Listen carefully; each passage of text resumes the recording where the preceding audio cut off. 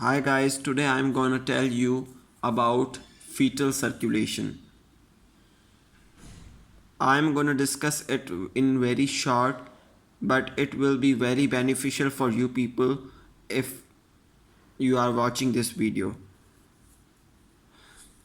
Basically, as we know that fetus in intraembryonic life does not undergo breathing.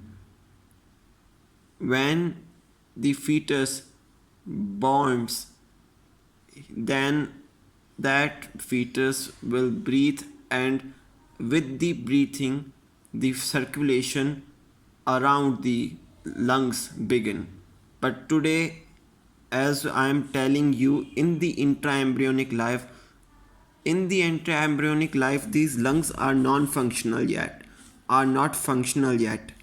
So the placenta gives the oxygenated blood to umbilical veins. Umbilical veins here are acting same as the pulmonary veins because they carry oxygenated blood. Then this oxygenated blood is moved through another pathway which is called ductus venosus, whose purpose is mainly to prevent the oxygenated blood to not go into the liver sinusoids. It prevents the blood to go into liver sinusoids. The ductus venosus prevents the blood from going to hepatic sinusoids and passes this blood into the inferior vena cava. As we can see, inferior vena cava taking this blood to the right atria, but before it we can also see the ductus inferior vena cava also carries blood from a lower limb. The blood from lower limb, the inferior vena cava is taking the blood from lower limb, the blood from lower limb is totally deoxygenated, which mixes with the oxygenated blood carried by umbilical veins. It is about 80% saturated with oxygen. When they both combine, they become partially oxygenated. The blood here is partially oxygenated, moves into the right atria, then from foramen ovale it goes into the left atria. So when moves into the left atria, the blood is now easily moved from left ventricle into the ascending aorta, then through it by the descending aorta into the umbilical arteries. This was the blood which was carried by the umbilical veins.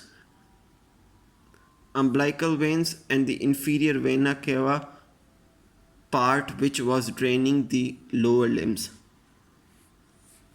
When this blood goes here into left atria, some amount of blood is also carried by the superior vena cava. Superior vena cava here in fetus is responsible for draining the head and neck regions as well as the upper limbs.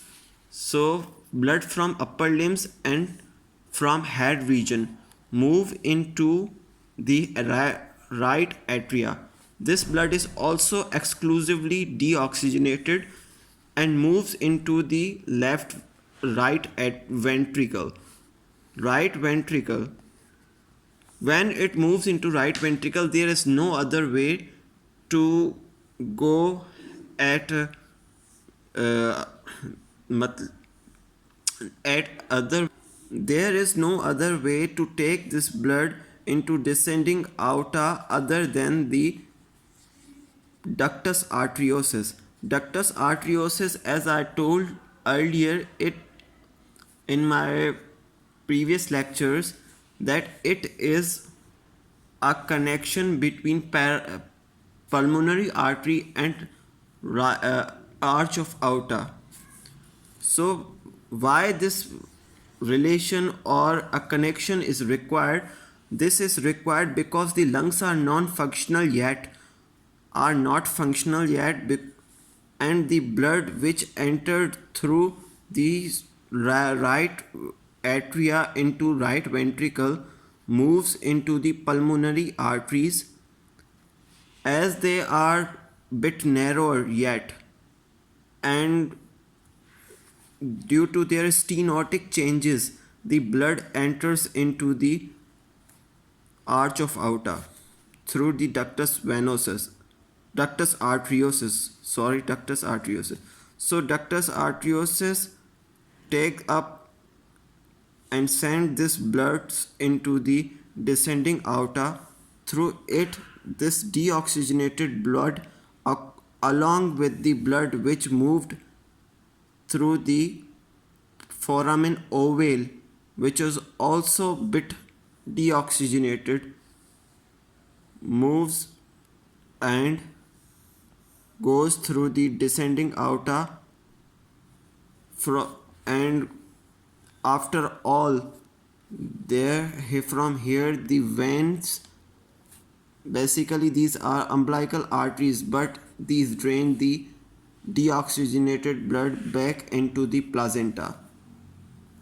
When the blood was carried into descending aorta, the sum of its arches and part of descending aorta through their branches will supply blood to the respective tissues of the fetus, which require the oxygenated blood. Although the blood of the fetus now when comes into the descending aorta is not that much oxygenated, but it will give or it will fulfill some of the demands of the fetal tissue. Thank you guys for today. It's all complete, and please subscribe my channel if you want or want to understand some more lectures.